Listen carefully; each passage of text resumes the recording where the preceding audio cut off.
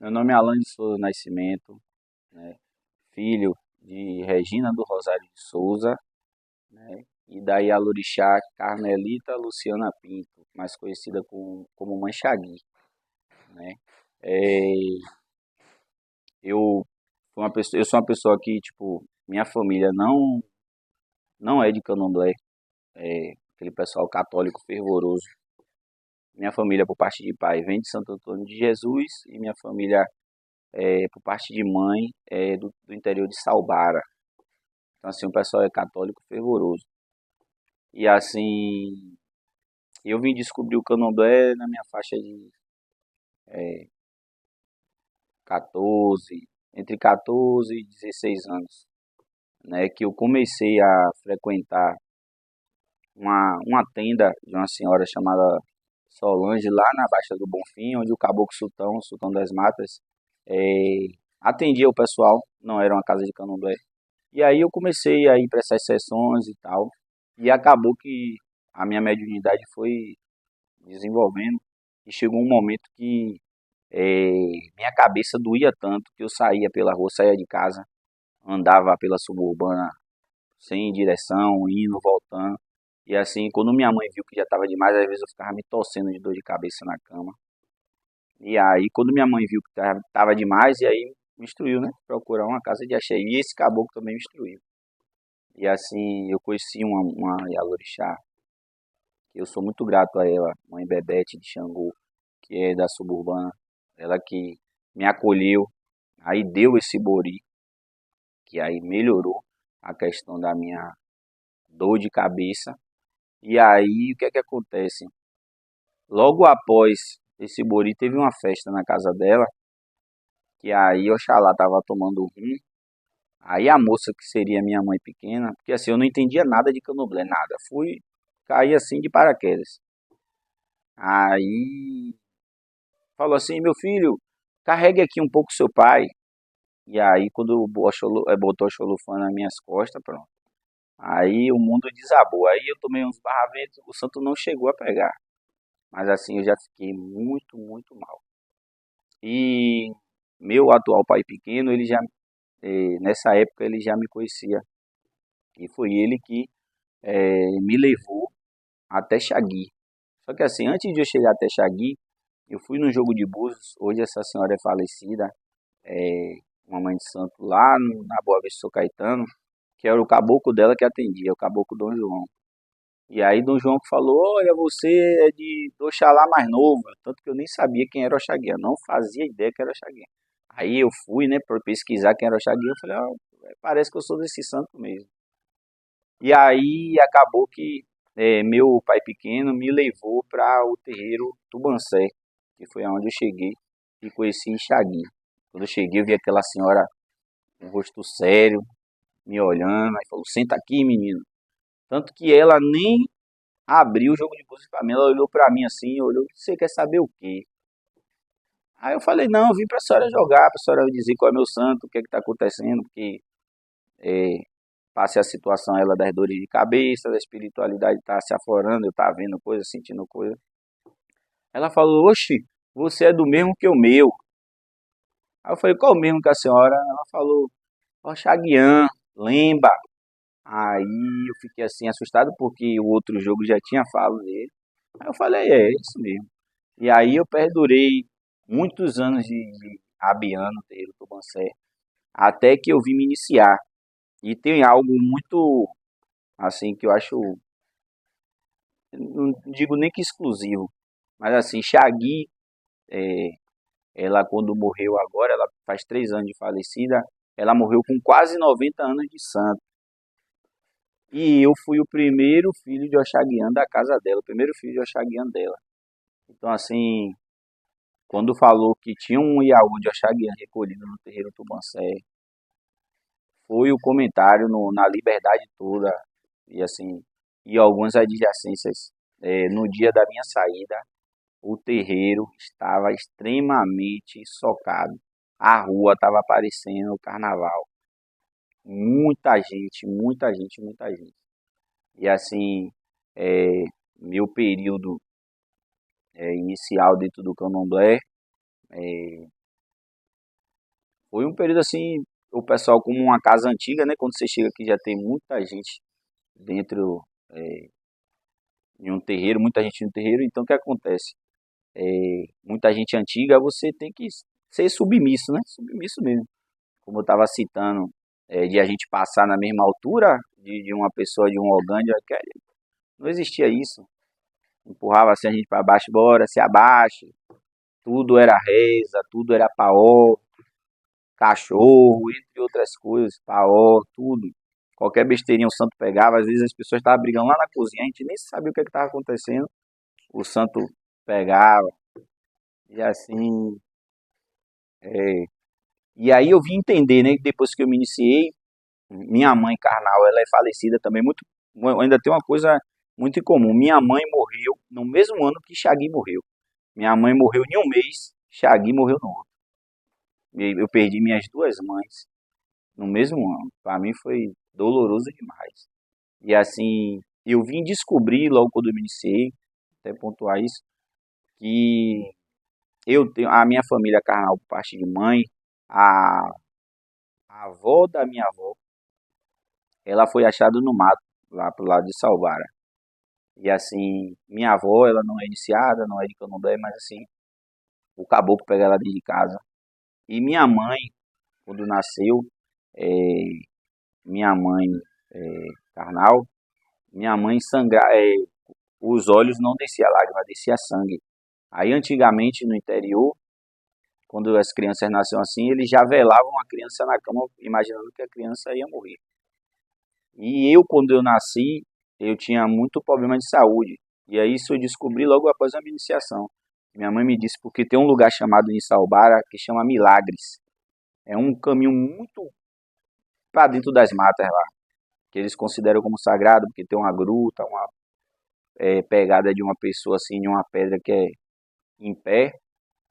E assim, quando eu fui ser batizado nessa gruta, teve um caboclo que minha mãe não sabe, não soube me dizer qual era o nome, de uma senhora que me batizou e disse que a partir daquele momento era só para me vestir de branco. Agora o porquê, né? Eu vim saber depois de me iniciar. E era o Chaguiano já na minha vida desde cedo. É, é, no período de Abian, né? Assim, de Abian, iniciei. Eu sou muito grato à minha Ialorixá Xagui. Assim, Xagui na minha vida é tudo, né? Independente que ela tenha falecido hoje, eu estou com outro sacerdote, mas assim, Xagui me ensinou muito. Meus irmãos de santo me ensinaram muito. Meu pai pequeno, minha mãe pequena, então assim, eu sou muito grato a eles.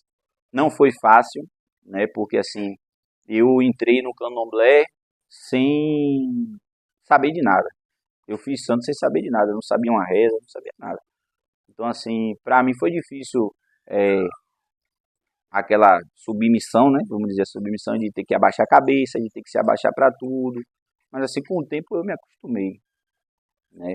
Tem coisas que, assim,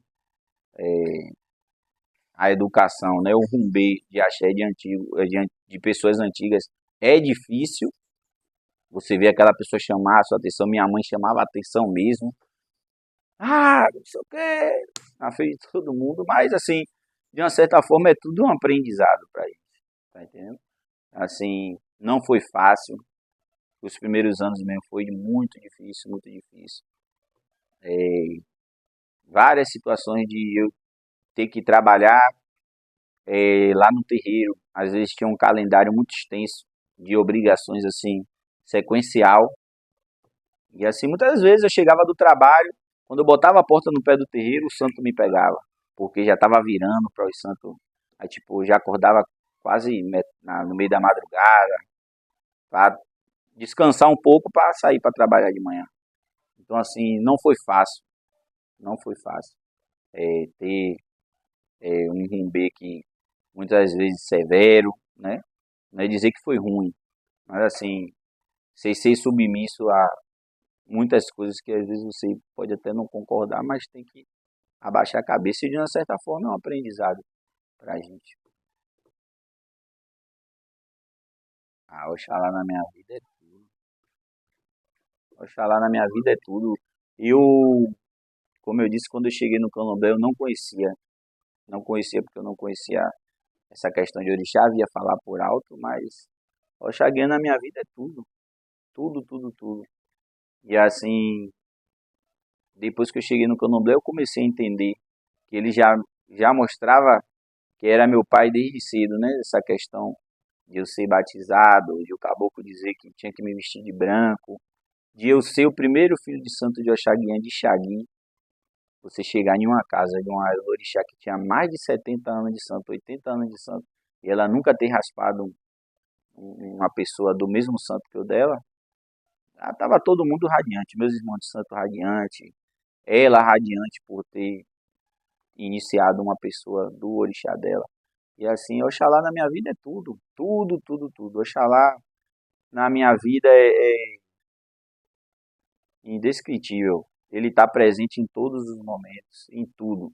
Tudo que eu faço na minha vida, Oxaguian está presente. É, essa vida de Babalorixá e pra gente, né, que é essa juventude, né, que a gente relacionado a muitos sacerdotes, a gente ainda se considera jovem, né, e assim, até hoje, eu tenho como aprendizado, não, tá vendo? Deixa eu voltar, assim, essa vida de sacerdote, hoje, nessa juventude, né, que assim, relacionado a alguns sacerdotes, a gente se considera jovem, né? E a gente é um eterno aprendizado sempre. E o que é que acontece? Não é fácil, não é fácil. E a gente lidar com pessoas mais jovens que a gente é complicado porque a cabeça da juventude hoje está totalmente diferente, sem compromisso nenhum. Eles não entendem o que é orixá, acham que o candomblé se aprende assim de qualquer forma. E a gente que nasceu em uma casa antiga, teve esse rumbê antigo, para a gente conseguir passar isso para eles é um pouco complicado. Várias vezes já pensei em desistir. Na verdade, quando eu recebi o Oiê, eu não queria. Eu fugi da minha obrigação de 7 anos por muito, muito tempo. E aí chegou um momento que eu tive que pagar essa obrigação, porque já estava demais, o orixá estava me apertando muito. E acabou que eu fui, fiz e recebi. Não recebi DK com filho de santo, não recebi, não tinha pretensão nenhuma. Comecei a jogar búzios na minha casa mesmo, na minha casa, atender um pessoal ali, outro aqui. E aí foi que foi chegando pessoas, chegando pessoas. Eu tenho uma casa própria, fiz minha casa de terreiro por um tempo, minha casa de terreiro um tempo, e aí que eu parti, fiz a compra desse terreiro, e aí tô aqui nessa labuta construindo. Lições espirituais, muitas, né? Muitas. Porque, querendo ou não, eu tenho 33 anos, sou humano como qualquer um, né? A gente tem nossas falhas, tem nossos erros, mas assim, o orixá, ele sempre dá uma forma de nos ensinar.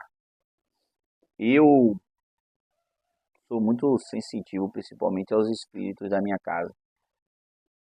O Exu do meu santo, o Exu da minha casa, ele é muito presente, ele se comunica muito comigo, muito mesmo. Às vezes ele abusa os meninos daqui de casa, mas assim, ele sempre chama minha atenção, sempre tenta me direcionar, sempre tenta me mostrar o, como eu devo agir, o que eu devo fazer. Algumas vezes eu não ouvi, quebrei minha cara, tá entendendo? Mas assim, eu acho que tudo é uma forma de aprendizado. É, hoje eu tenho 33 anos, mas acho que minha cabeça é de 50 anos. O ministro disse que eu sou ranzinza, que eu sou chato. E aí, mas é a questão da, da criação que eu tive, desse período de aprendizado com o orixá. Cada dia é um aprendizado diferente. É, o meu mentor espiritual, o Caboclo Pena Branca. Pena Branca hoje é o meu alicerce espiritual, tanto para meus filhos, quanto para clientes, quanto para parente. Pena Branca hoje, se eu pensar em fazer algo errado, ele me corrige na hora. Então, assim, a vida espiritual hoje na minha vida anda alinhado com a minha vida pessoal. Não faço nada na vida pessoal sem o espiritual me direcionar. Oxalá, Oxalá, pra gente de Candomblé, já diz muita coisa, né? É o pai, é aquele pai que a gente sempre evita ao máximo incomodar ele. Oxalá em si, Oxalá é perfeito. É um orixá que é muito acolhedor, paciente, né? A gente tem que ser. Muitas vezes eu mesmo, sou uma pessoa que eu gosto de resolver tudo na hora. E assim, pra mim é difícil às vezes ter que aceitar essa paciência que o Oxalá às vezes determina, sabe? De tudo tem que ser no tempo dele, de tudo tem que ser naquela paciência dele. Porque eu sou ou 8 ou 80, né? Eu sou de Oxaguian, mas assim, às vezes o Oxaguian, ele faz com que as coisas só aconteçam da forma dele e no tempo dele. Toda vez, o tempo todo. Não só comigo, mas com os filhos da casa, com os filhos dele. É sempre assim. As coisas só acontecem da forma dele e no tempo dele. É. Em relação ao futuro do Candomblé, eu tô com medo. Eu tô com medo. Para meus filhos aqui, eu tento passar o máximo possível do que eu recebi, do que eu tenho de ensinamento. O que eu ainda não sei, eu sempre procuro dos meus mais velhos aprender, porque a gente nunca sabe tudo, né? E assim, hoje está dando medo. Essa juventude que está chegando no Candomblé, que hoje em dia a juventude que está chegando está mais por exibição, né? Querem mais se exibir, querem estar com roupa mais linda que o orixá, tudo é internet. Então assim, tá me dando medo. Eu venho de uma época, e assim, meus orixás são assim, que para eu fazer uma roupa para o Xaguião ou para qualquer santo, eu tenho que fazer e perguntar aos meninos na hora de deixar uma roupa antiga pronta, arrumada, e ver se ele vai aceitar. Tem roupa de Axaguinha que ele só usou uma vez. Até hoje ele usa a roupa da minha iniciação. Até hoje ele usa a roupa da minha iniciação. A roupa da minha iniciação, toda vez que tem candomblé, ela fica passada, engomada, arrumada para que ele use. E ele sempre opta pelas roupas mais antigas. O caboclo é a mesma coisa. Então assim, é, a gente vê hoje do jeito que tá, né? Eu vim de uma casa que não se recebia Exu Catiço, né? Não que eu seja contra, mas assim, a minha raiz, a gente não recebe Exu Catiço, mas a gente cultua Exu Catiço. E assim, eu ainda lembro que Xagui falava pra mim assim, meu filho, na minha época, era raro você ver uma pessoa da Exu Catiço. Quando eu ia assim em um candomblé, eu via o Exu comendo vidro, às vezes a baba do Exu queimava a pele do filho, e hoje em dia você nem conhece a pessoa como assim, é, não sei quem de Xangô, você conhece a pessoa como o nome do Exu ou da Pombagira. Assim, hoje as pessoas tá excedendo o limite, tá esquecendo o que é orixá, ou esquecendo o que é a própria ancestralidade, porque Exu Catiço é um ancestral da gente.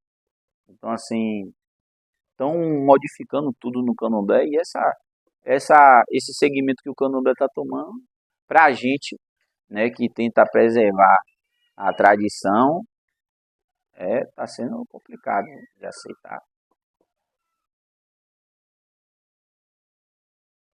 Para as pessoas de candomblé ser mais unida, falta mais empatia, falta mais amor, né? As pessoas precisam ir para o terreiro de Candomblé por amor ao orixá, primeiramente, não por pessoas, certo?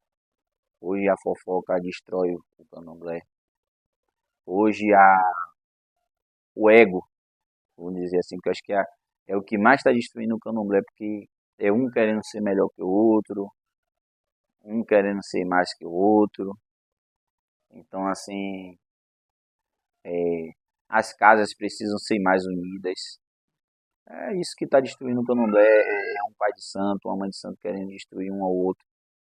Fala em termos de fofoca, de falar mal, em vez de procurar se unir, que é o que a gente tinha que estar fazendo, porque assim, querendo ou não, por mais que o Candomblé hoje seja já bem mais visto pelas redes sociais, pelas pessoas, está sendo um pouco mais aceito, ainda sofre preconceito. Então assim, o povo de Axé tem que se unir. Tem que se unir. Não é se unir só para fazer fofoca, é se unir para o bem.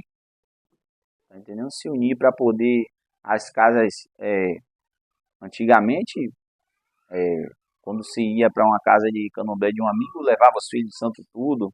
Quando tinha na nossa casa vinha. E hoje em dia fala mal, às vezes vai no candomblé do irmão, dá até pessoa que está andando junto para poder falar mal, botar um defeito, né? Fica complicado.